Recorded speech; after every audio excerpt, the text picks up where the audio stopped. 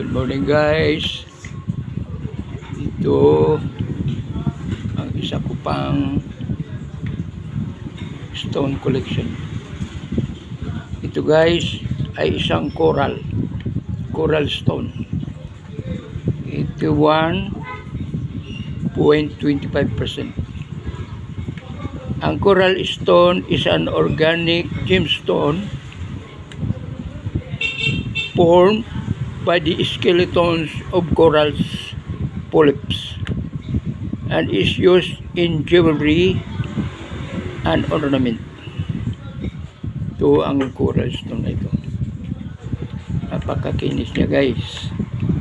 Pwede gawin siyang palamuti.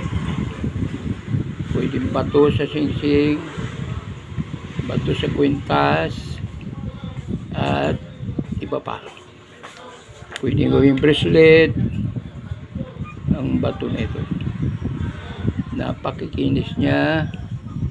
Maputi siya. Maputi ang bato na ito. Ito sa isa kong collection. Napakaganda niya. Napakaganda niya. Guys, mamangha ka at napakakinis niya.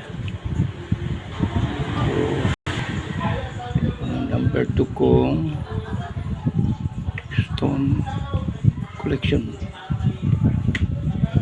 Ayan o. Maganda siya. Maganda siya. Maganda. Ayan.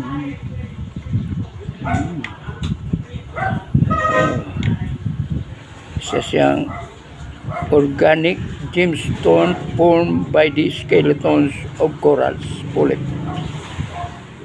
polyps and is used in jewelry. Yan ang katangian niya. Yan ang katangian niya.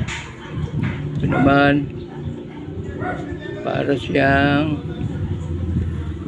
alon, para siyang kamay na may mga daliring mahaba. Yun ang stone na ito. Yan ang daliri niya, oh. Parang kamay na may mga daliring mahaba.